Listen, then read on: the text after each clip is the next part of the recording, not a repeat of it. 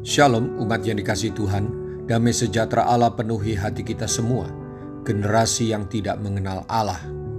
Firman Tuhan hari ini diambil dari Hakim-Hakim 2 ayat 10 dan 11 demikian firman Tuhan.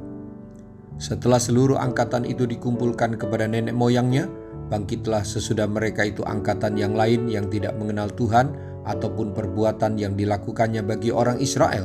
Lalu orang Israel melakukan apa yang jahat di mata Tuhan dan mereka beribadah kepada para Baal. Ayat ini memberikan gambaran singkat mengenai keadaan bangsa Israel zaman Hakim-Hakim.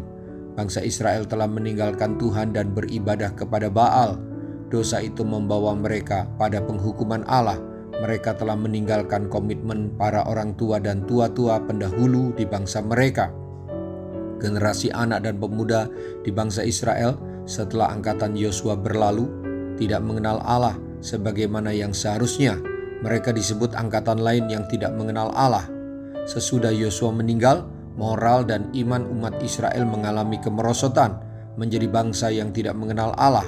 Kemerosotan itu terjadi karena dua hal.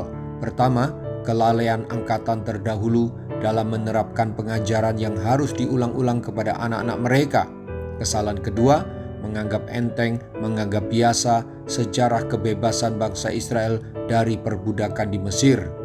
Bapak, Ibu, Saudara-saudari, betapa menyedihkan bila yang sama terjadi pula pada generasi Kristen dalam keluarga dan bangsa kita ini. Ini menjadi pelajaran tentang pentingnya mengajarkan iman Kristen kepada anak-anak dan cucu kita, agar mereka pun belajar untuk mengenal dan melihat perbuatan Allah pada zaman mereka, lalu percaya kepada Allah dengan sepenuh hati. Oleh karena itu, sejak usia anak-anak, khususnya generasi muda, mereka harus dilatih memiliki tanggung jawab secara mandiri, hidup bergantung pada Tuhan. Iman mereka harus bertumbuh tanpa dipengaruhi situasi dan keadaan keluarga serta sekitar yang buruk. Mari kita berdoa. Tuhan Yesus, saya menyadari ada banyak persoalan yang datang pada saya bukan tanpa sebab. Ketidaktaatan saya sebagai orang tua maupun anak, itulah penyebab mengapa ada generasi muda di keluarga kami menyimpang dari jalan Tuhan.